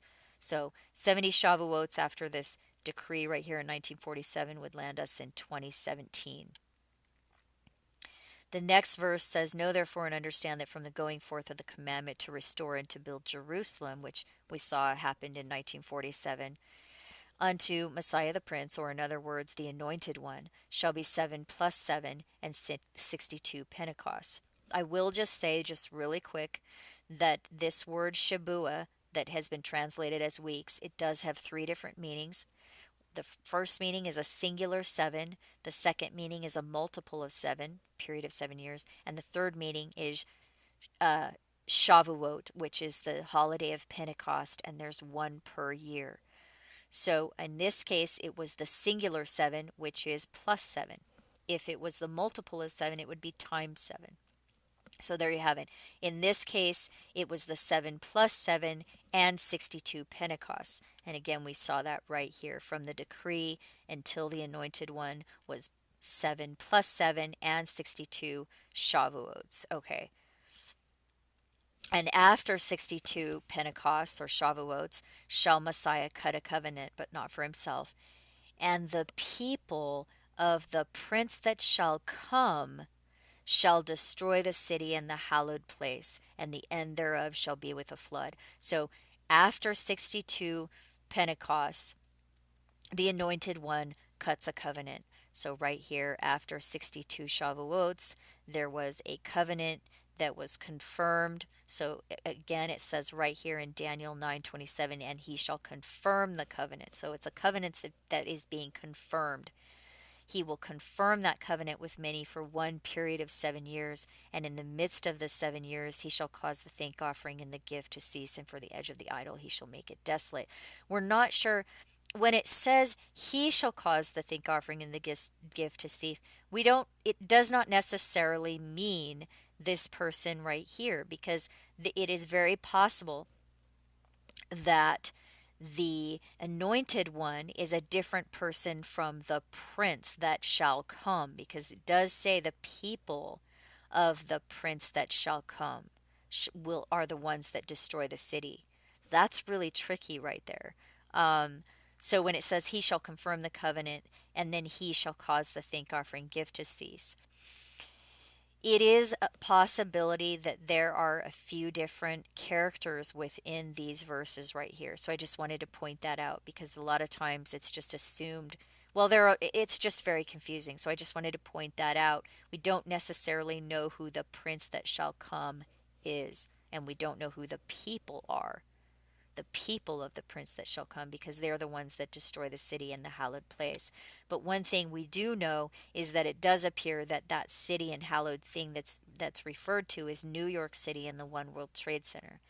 And that is because of all of these events that have happened exactly according to scripture, that have happened in connection with New York City and the One World Trade Center. So I wanted to say one more thing about that. I know that it's very hard for people that have been following the standard doctrine that was created hundreds of years ago. But remember, Gabriel told Daniel they're not going to understand this until the end. So even though those doctrines were very valid, for example, you know, the idea that a third Jewish temple has to be rebuilt in Jerusalem, and then this person has to go and sit on a throne there and all of that. I do talk about the temple. I explained to you that that the person sitting in the temple, all of that has already happened. It's in my book. It's very, very complex. So if you want to know about that, it is there. But so that event has happened. If you're kind of wondering in the back of your mind, well, wait a minute, what about, the person sitting in the temple? That has happened. Again, I don't have time to discuss it here. It is in my book. Um, but the point that I wanted to bring up with regards to New York, because I know so many people have a hard time understanding that because they've always thought that these events would happen in Israel. New York does have the highest population of Jewish people in the world, second only to Israel. So I just wanted to point that out there. I mean, again, I can't tell you why these things are happening the way they're happening. All I can say with certainty is that they absolutely are happening exactly according to Scripture and within the context as well. Okay, so we know that that idol of terror happened right here in 2012, but there is another thing that we are told has to occur before the woman flees into the wilderness, and that is the sign in heaven in Revelation 12. So, Revelation 12 describes this sign that occurs in heaven, and then right after that, we're told that the multitude will escape at that point. So we have to have this sign right here before this rescue will occur. That sign occurred on October 16th, 2012. Let me share with you how we know that. Here's what it says in Revelation 12:1, and there appeared a great sign in heaven, a woman clothed with the sun and the moon under her feet, and upon her head a crown of 12 stars. Okay, this is telling us we're talking about the constellation Virgo. Because, first of all, the sun, um, the planets revolve around the sun in a flat plane called the ecliptic. And from our perspective on Earth, when we're looking at the sun, it it it appears to only travel along that ecliptic plane. So there are 12 constellations surrounding that ecliptic plane. So that sun appears from our perspective to travel through only 12 constellations. Of those 12 constellations, as far as I know, there's only one that is female, and that is the constellation Virgo. However, there could be debate about that, and that's why I believe it clarifies for us and says, "And upon her head a crown of 12 stars." That line right there is simply confirming for us that we're talking about the constellation Virgo as opposed to some other constellation that represents a woman. Um, we know now, astronomers know, and again, if you want links, it's in my book, sources and links, it's all in there.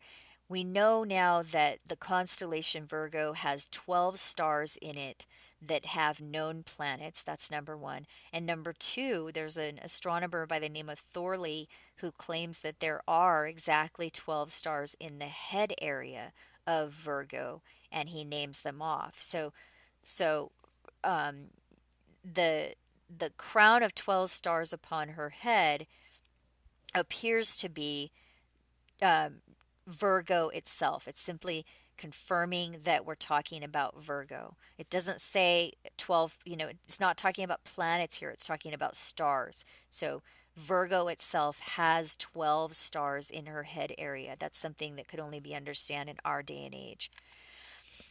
And she, being with child, cried, travailing in birth and pain to be delivered. So there needs to be a celestial object right here at Virgo's birth canal in order for this um, to be in order for this to be fulfilled. And she brought forth a man child who is to rule all nations with a rod of iron. So the celestial object that's right here needs to represent somebody who is the one who will rule all nations with a rod of iron. We know that's Jesus right here in Revelation 19, and he shall rule them with a rod of iron, and his name is King of Kings and Lord of Lords. So we need a celestial object right here that represents Jesus. And we know that Jesus is rather in Revelation 22 It says, I, Jesus, am the bright and morning star. So Venus is has was for a long time considered the bright and morning star. However, we now know that Venus is not a star. The sun is the bright and morning star. It's the biggest bright and morning star um, for us. But we have further confirmation that we're talking about the sun here in Psalm 19. It says, the heavens declare the glory of God, and the firmament shows his handiwork. Their line right here, the constellations, is gone out through all the earth, meaning these constellations are everywhere all over the earth. They know what these constellations are. And their words to the end of the world, meaning the myths that are associated with the constellations have been spread all over the world. In them he set a tabernacle for the sun, which is as a bridegroom coming out of his chamber. So the sun is the bridegroom. So we know that's Jesus. So there you have it. The sun represents Jesus. So Virgo also represents who? The Virgin Mary. So the Virgin Mary is giving birth to Jesus. Constellation Virgo is giving birth to the sun. So there you have it right there. And there appeared another sign in heaven, and behold, a great red dragon having 7 heads and 10 horns. And his tail drew the third part of the stars of heaven and cast them to the earth. And the dragon stood before the woman. So we know that the constellation Draco is always, quote unquote, before the woman. But there is a meteor shower called the Draconid meteor shower. And that happens every year. It comes from the constellation Draco. And in 2012, when this sign right here occurred, this celestial configuration right here, the Draconid meteor shower occurred 1 week before that, right here on October 7th and 8th of 2012. A week before this Revelation 12 sign occurred, this rare configuration that, like I said, hasn't happened for 500 years and won't happen again for another 500 years. So the dragon cast its stars to the earth before the woman, right here, the Draconid meteor shower before the sign of the woman. But the dragon also represents the planet Saturn. The dragon actually represents several things. But one thing is the constellation Draco and that meteor shower, but the other thing is the planet Saturn. So we know that because it says that the dragon stood before the woman for to devour her child as soon as it was born, right here. That is a reference to the Roman myth of Saturn, who devoured all his children as soon as they were born. That myth stems from the Greek god Cronus, who is the same god. So the Greek god Cronus is the Roman god Saturn, and he devoured his children as soon as they were born. So again, remember Psalm 19 said their words go out to all. The constellations are spread throughout the whole earth. The whole earth knows what the constellations are, and their words also, which is the myths associated with them. So there you have it. Saturn was devouring his children as soon as they were born. So the planet Saturn needs to be in this configuration as well. So let's just go over this very quickly. And there appeared a great sign in heaven, a woman clothed with the sun and the moon under her feet, right here, and upon her head a crown of 12 stars. So we're talking about the constellation Virgo with the moon beneath her feet. And she, being with child, cried, travailing in birth and pain to be delivered. There has to be a celestial object right at her birth canal. And there appeared another sign in heaven, and behold, a great red dragon having 7 heads and 10 horns. By the way, this is also referencing the one world government, the final beast. But that, if you want to know more about that, I have that in my book as well. But it also does refer to that. But it refers to several things, but one of those things is Draco. And his tail drew the third part of the stars of heaven and cast them to the earth. That was the Draconid meteor shower that happened before the sign itself. And the dragon stood before the woman, which was ready to be delivered, that's Saturn right here, for to devour her child as soon as it was born. And she brought forth a man child who was to rule all nations with the rod of iron. Right there, we know that's Jesus. The son represents Jesus. And her child was caught up unto God and to his throne. And the woman fled into the wilderness, where she had a place prepared of God that they should feed her there 1,260 days. This sign right here has to occur before the rescue. And it occurred October 16th, 2012. The last time it happened was in 1570, right here, and the next time it happens is in 2454, right here. Extremely rare. Unbelievable. The sign that is supposed to occur before the rescue occurred in 2012, and the idol of terror that's supposed to occur before the rescue, before the fleeing into the mountains, that occurred a couple of months before in 2012.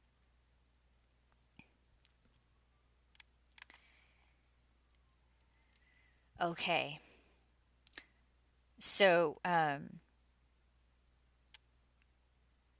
just want to point out, I think this is really interesting that we have the 1290th day, the idol of terror, placed right here in August of 2012. Then in September of 2012, we had the 1335th day.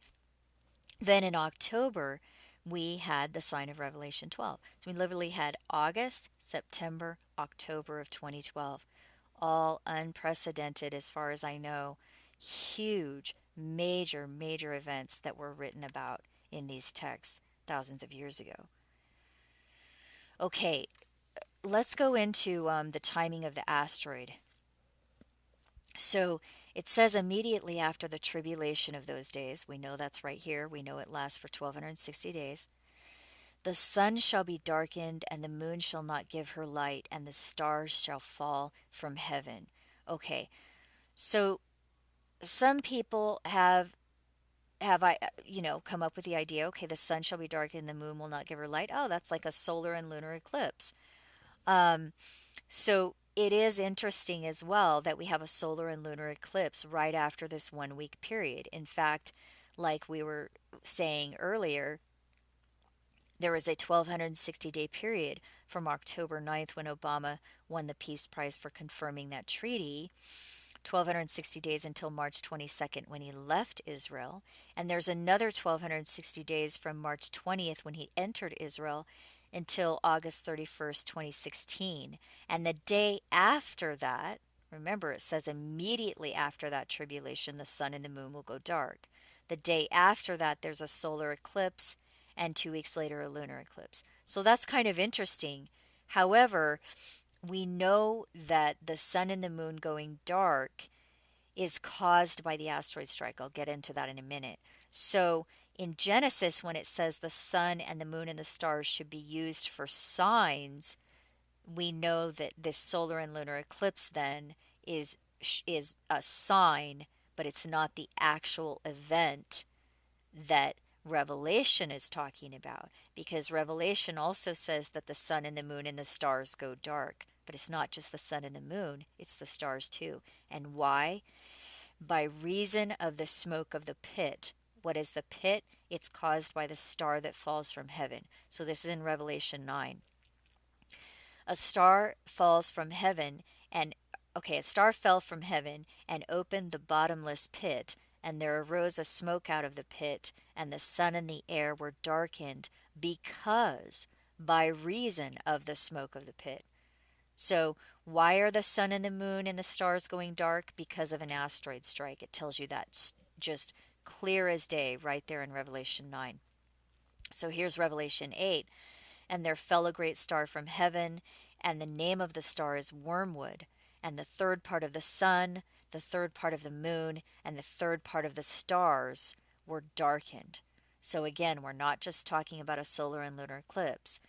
That may be a sign, but the actual event itself that occurs after the 1260-day tribulation, Great Tribulation, that is an asteroid strike. That is what caused the sun, the moon, and the stars to go dark. And also notice it's a third of them. So that means that this asteroid strike affects an entire third of the planet, because obviously it's those of us that are looking up at the sky that the sun and the moon and the stars are going dark for, because the smoke of the pit.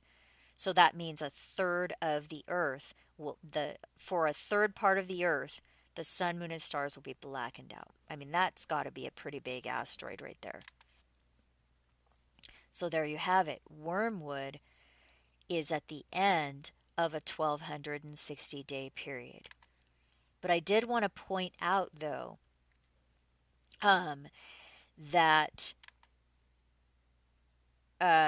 we do have a 1260-day period ending in 2014, but we'll go into that later, because we know that it hits at the end of 1260 days, but that doesn't it could we don't know which 1260-day period. So it might hit at the end of a 1260-year period, starting the final 3.5 years, or it might happen right here. We don't know. But the one thing we know with absolute certainty is that the asteroid hits at the end of a 1260-day period. We just don't know which one. So this chart right here adds a few more bits of information that you might find really interesting. The reason I have three timelines up here at the top is because in Daniel 9:24 it uses the word Shabua. Shabua is translated in the King James as weeks, but it has three different meanings. The first meaning is, like we talked about, it's the singular seven. So in Daniel 9:24 it says there shall be 70 weeks until everything is completed, basically. There shall be 70 weeks determined upon thy people until the prophecy is sealed, which implies that the prophecy, everything that he's talking about in here, will be completed by the 70th Shabua. So that's either 70 plus 7, 70 times 7, or 70 Shavuots, which is the springtime holiday. If it's 70 Shavuots, then it would end right here in 2017. If it's 70 plus 7, that means it'll all be completed in 2024. And if it's 70 times 7, that means it would all be completed in 2437. However, we know that it's not referring to the 70 times 7, because Jesus confirmed for us in Matthew 24 that it will all be completed in one generation from the time the fig tree buds. Well, we know the fig tree is Israel. We know that from Hosea 9:10. So the fig tree, when the fig tree buds, which happened right here in 1947, that was when they became a country. One generation from that, he said one generation shall not pass from when the fig tree buds. So it cannot be 70 times 7. So the prophecies that according to the text, what it's saying in the text, these things that Gabriel was telling Daniel, these things will all be sealed, or in other words, completed, within one generation. Jesus confirms it for us. So it has to be either 70 plus 7 ending in 2024 or 70 Shavuots ending in 2017. If it ends in 2017, then obviously the Great Tribulation of 1260 days would have to occur prior to that, which lands us in January 2014. So if we can basically surmise from that, that if the rescue event does not happen by January 2014, then the end is not 2017. So that's just basic logic. I mean, these texts are highly rational. So that I thought was very interesting, and I wanted to point that out there. And then I also thought it was interesting that we have a period of 7 years right here, starting in 2017 until 2024, which would be our next option if Gabriel was referring to Israel becoming a nation in 1947. And we don't even know that for sure. But still, regardless of what we don't know, we do know that these events have happened exactly according to Scripture. And again, there have been at least 5 events just recently that have occurred that we are told must happen prior to the rescue event. A few more things I wanted to point out that isn't in the other chart is that Obama winning the Peace Prize right here, that occurred on the 7th day of Standard Sukkot. So that was really, really interesting, um, because that was a major event. That was when that he won that for confirming that nuclear nonproliferation treaty. So the fact that that occurred on the 7th day of Standard Sukkot was very interesting. But then in 2012, when he was elected for the 7th time, that occurred on the 7th day of True Sukkot. So if you're wondering what True Sukkot is versus Standard Sukkot, um, the true calendar is just straight out of the text. It's just exactly what the texts say to do, exactly how they say to observe the seasons and then observe the new moons and all of that. So when you go by what the texts say, you end up with a certain calendar, but the standard Jewish calendar that is used today has been changed. So their calendar is different from the calendar if you were to observe it exactly how it's written in the text. And it's about a month before usually. So standard Sukkot is the standard Jewish calendar. True Sukkot, I mean, that's when you calculate the days exactly from the biblical text. If you want to know how that's done and the whole reasoning behind that, I have a video on that specifically. It's linked below in the description box, but I also do go into extreme detail on that in my book as well. Okay, but that was just really interesting that he won the Peace Prize right here on the 7th day of Standard Sukkot, and then was elected for the second time on the 7th day of True Sukkot right here in 2012. So we have 4 major events in 2012 in August, September, October, and November.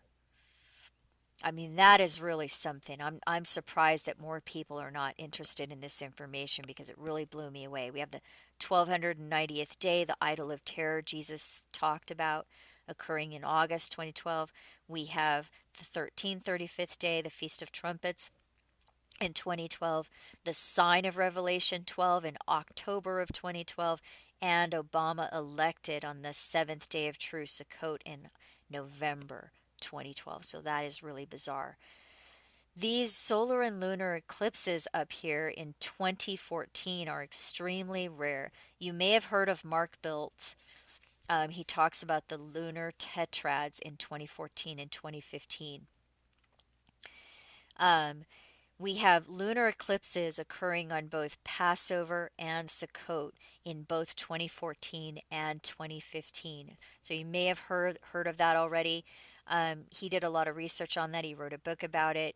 And he says that every time these lunar tetrads occurred 2 years in a row, lunar eclipses on both Passover and Sukkot, some kind of major event happened in Israel.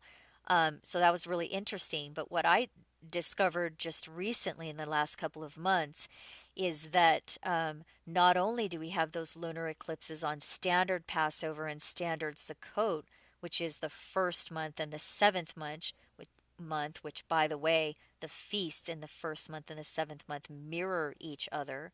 They're on the same days. So not only that, but we have solar eclipses right after those on the true first day of the first month and the true first day of the seventh month. So we have a lunar eclipse on standard Passover in 2014. 2 weeks after that, we have a solar eclipse that lands on the true first day of the first month in 2014. Then we have a lunar eclipse on Sukkot, standard Sukkot, later in the year in 2014, and right after that a solar eclipse on the true first day of the seventh month, which is trumpets, in 2014. So that was pretty bizarre. I also thought it was a little interesting that Halloween in 2014 lands on the true Day of Atonement.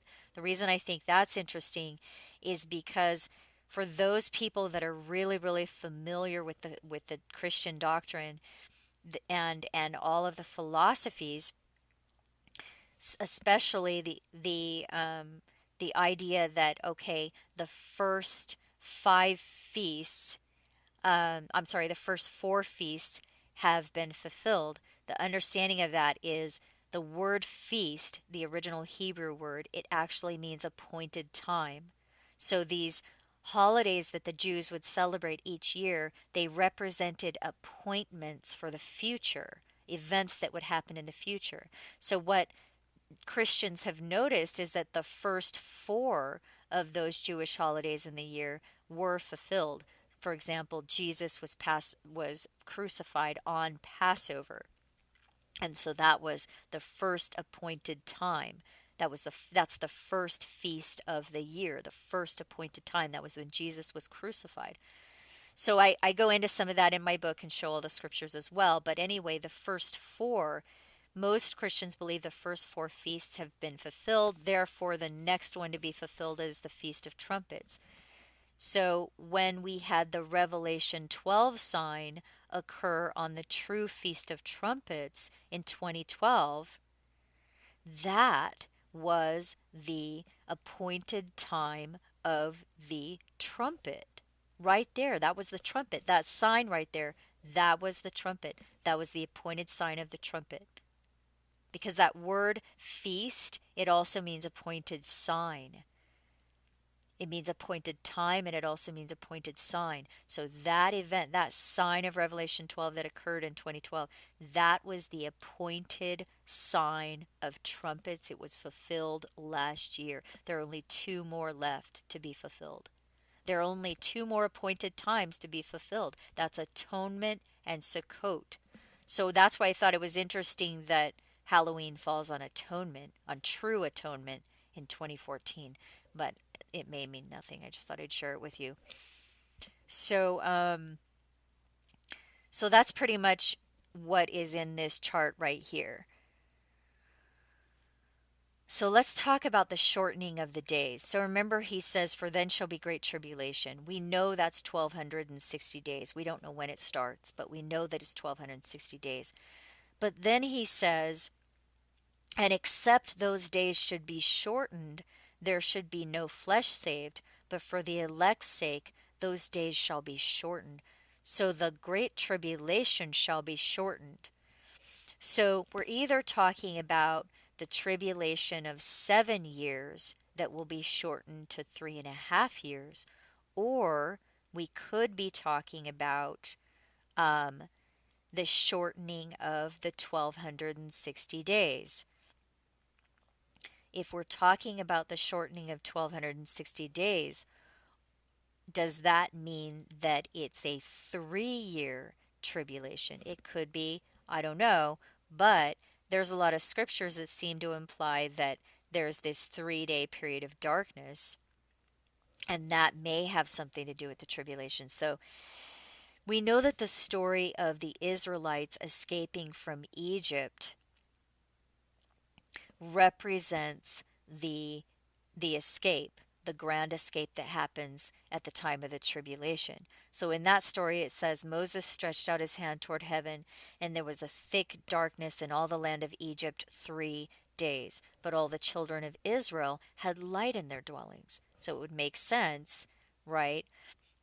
If those that are saved are up here in the heavenly abode, they have light, but these people down here are in darkness. We were already told that the sun and the moon go dark when the asteroid strikes. So could there be some layering going on? I don't know. We'll get to that in a minute. But then it says, "It was a cloud and darkness to them," right here, going through the great tribulation, "but it gave light by night to these," right here, those that are in the heavenly abode. Could that be what it's referring to? It says 3 days, and we know that days are also can be years in the biblical text. So could that be what he meant when he said, "And the tribulation will be shortened"? Could it be that it's shortened to 3 years? Jesus then confirms it. He says, "He that followeth me shall not walk in darkness. He that followeth me shall not walk in the darkness during the great tribulation." So here's the other interesting thing that I wanted to bring up, and that is this 1260 year period right here that's ending in 2014.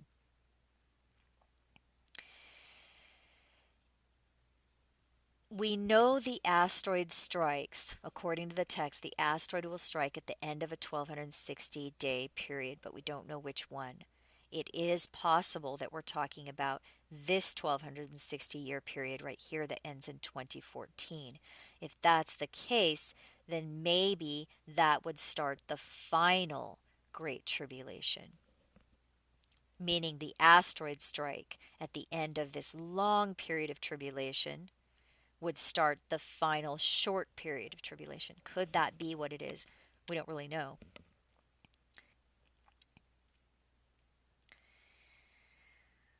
So, this is a chart that I created based on Renee's research, and I'll leave a link to her website and her video if you want to check that out. This isn't exactly what she talked about, though, but it is based on a lot of work that she's done. So, and I know that a lot of you probably watch her videos possibly as well or go to her website. So the 4 years in the story of Esther, let's talk about that first. So we know that, the feast, when Queen Vashti was refused herself to go to the feast, which we now know was the wedding feast. It all represents the bride.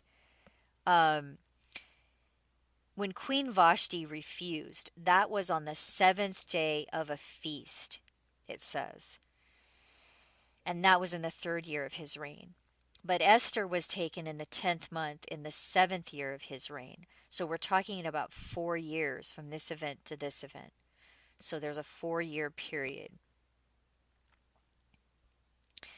Um, but here's the thing, we know that we've already looked at this.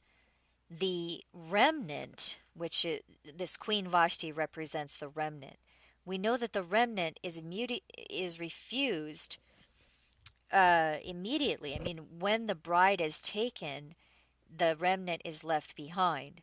So it does seem to happen in the same day. So I'm not sure.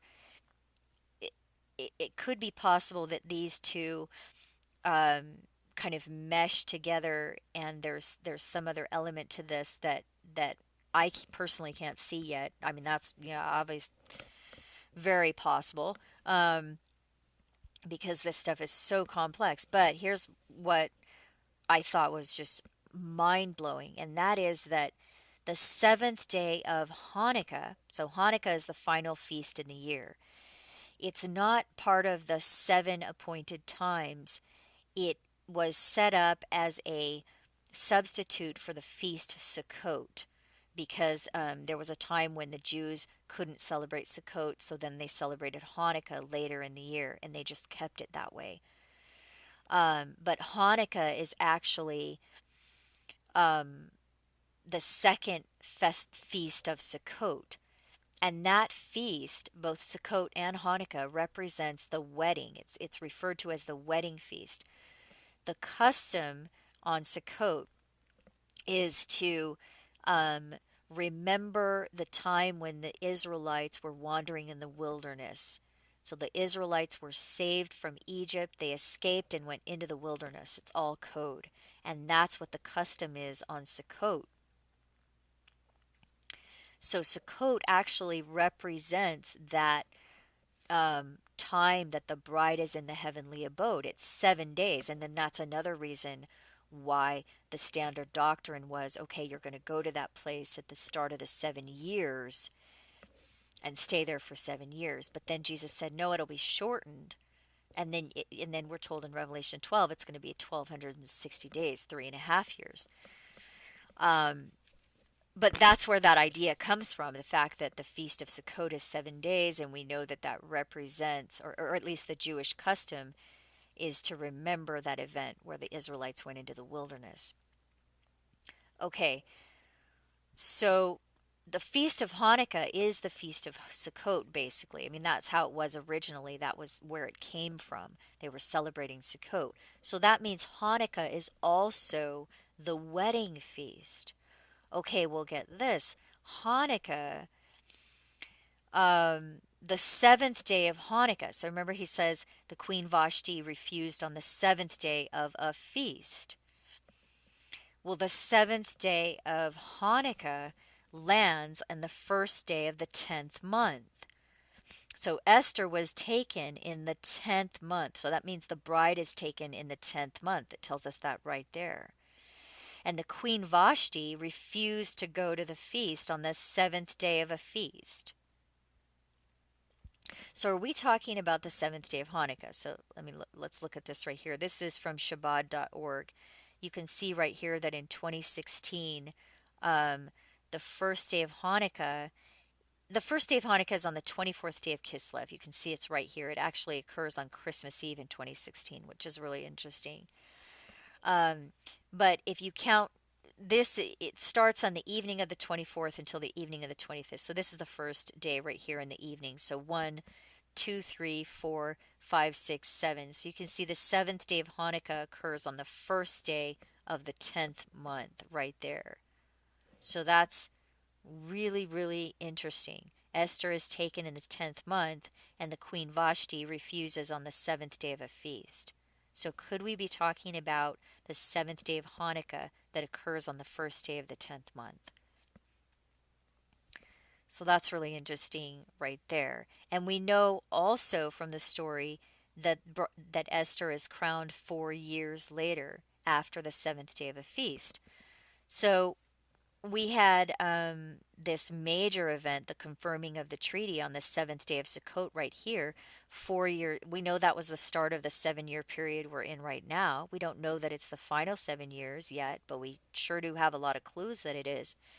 Um, from the seventh day of Sukkot right here, um, 4 years after that lands in 2013. So that's where we are right now. So could that be what the story in Esther is referring to? I don't know. But then we also have this event right here where Obama was elected for the second time on true Sukkot on the on the true seventh day of Sukkot. And then 4 years later would be 2016, which we know is the end of the 7 year period. And the seventh day of Hanukkah lands on New Year's Eve that year. And the first day of Hanukkah starts on Christmas Eve that year. So that's a really interesting year in 2016. The first day of Hanukkah is on Christmas Eve. The first, eve of Hanukkah, it starts in the evening, is on Christmas Eve. And the seventh day of Hanukkah is on New Year's Eve. So wow, that's kind of wild right there. So 2016 is kind of interesting. And then also this year we had Thanksgiving, the first day of Hanukkah on Thanksgiving Day. So, and there's 3 years between 2013 and 2016. So in 2013, first day of Hanukkah is on Thanksgiving Day. Then 3 years later, the first day of Hanukkah is on Christmas Eve day and day.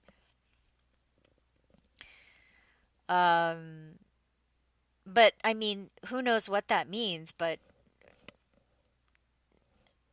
it's just interesting. Um,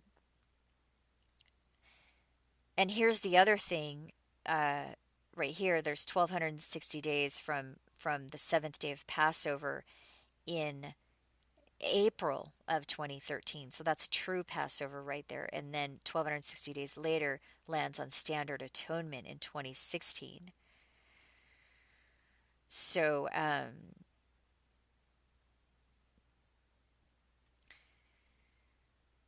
so we'll go forward to that. Here we go. Here's the calendar in April. So you can kind of ignore all these other colors because that was some layering that I was doing. And it's really complex, so just kind of ignore that. But the true calendar right here is in royal blue. So you can see true Passover occurred in 2013 on the evening of April 24th until the evening of April 25th, and we had a lunar eclipse that day.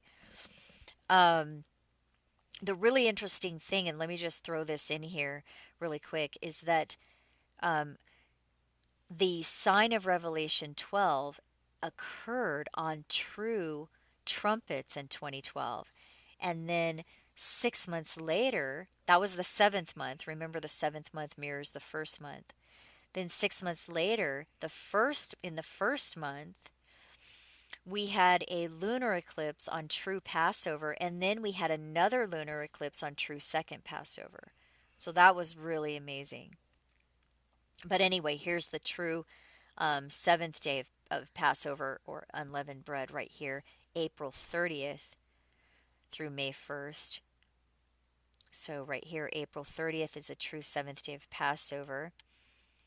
And if you add 1260 days to that, you end up on October 11th. And October 11th, 2016 is the standard Day of Atonement. So that's kind of interesting. We don't know if it means anything, but it's interesting. And then 1335 days from that lands on the first day of Hanukkah in 2016, which we know as Christmas Eve and Day. So right here, 1335 days, Christmas Day in 2016, right here, the first day of Hanukkah. But the other thing about that that's so amazing is that the first day of Hanukkah, we're told, is when we will be blessed. So here it says in Haggai 2, from the 24th day of the ninth month, which is the first day of Hanukkah, from this day I will bless you. So you'll be blessed, or somebody will be blessed on the first day of Hanukkah. And the first day of Hanukkah in 2016 is on Christmas Day. Well, that's, I don't know, interesting to say the least. But the other thing about this is that it is at the end of 1335 days. Well, we know in Daniel it says, blessed is he that waits and comes to the 1335 days. It can also read, blessed is he that longs for and reaches the 1335 days, but that one already happened last year. It can also mean, blessed is he that waits and comes to the 1335 days. From this day I will bless you. So that is very, very, very interesting right there. From this day, the first day of Hanukkah, I will bless you. And blessed are those that come to the 1335th day. I mean, it happens right there in 2016.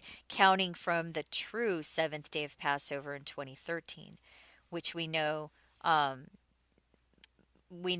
this was right in the middle of the 7 years. So that's a very important time right there. And we also know the seventh day of Passover is important as well because it also represents the escape. And that is in the story of the walls of Jericho. Have you ever heard that story of the walls of Jericho fell? They surrounded they marched around the city for 7 days, blowing the trumpets, and then on the seventh day the walls fell and the people ascended up. That happened on Passover. That was unleavened bread.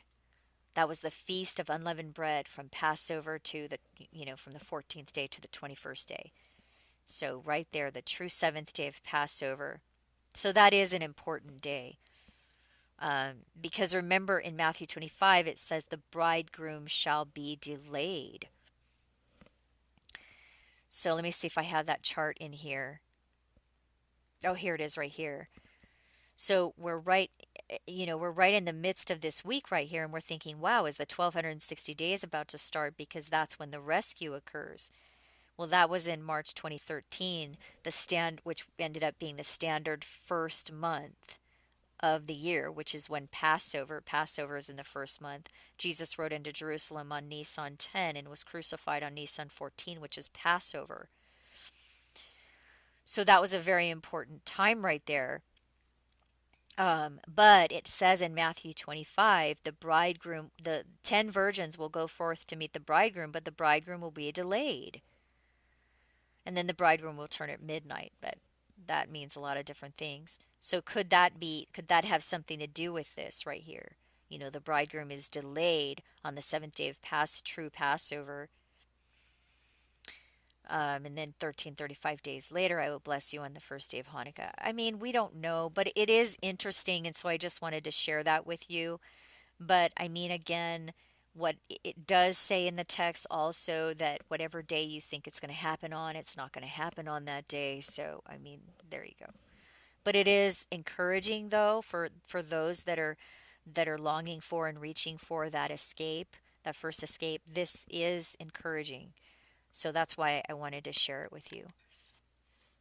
Um, and then there's just one more thing, and this is the fourth year, the other riddle about the fourth year. It says a man planted a fig tree. Okay, we know the fig tree represents Israel. We know that from Hosea 9:10. A man planted a fig tree in his vineyard and came to get the fruit, and he didn't find any fruit. So he said to the dresser of the vineyard, um, look, these 3 years I've come seeking fruit on this tree and I find none. Cut it down. And the dresser said to him, just leave it alone for one more year, meaning that fourth year. And then after that, if it doesn't bear fruit, then cut it down. So the fig tree in this story, we get out of this that the fig tree will be cut down after the fourth year. So we have the 4 year period that is described in Esther, and then we also have the 4 year period that is described in that riddle right there. So we have two events. We have the crowning, we have the Queen Vashti that is refused on the seventh day of a feast, and then 4 years later, Esther, the multitude of all nations, is crowned instead. And we also have the other story saying that Israel will be given the chance to bear fruit for 4 years, but then will be cut down. So Vashti, the Queen Vashti, represents the fig tree. Okay. Um, so I don't know. I mean, are these 4 years right here starting at the beginning of the 7 years? Is that something? I mean, that's where we are right now. So we're just in this mind blowing, amazing time, like right now at this moment. And then we have another 4 year period right here ending at the end of that 7 year period. So that's pretty much it. I will let you guys go, and I hope you're doing well, and I will talk to you soon. Okay, bye bye.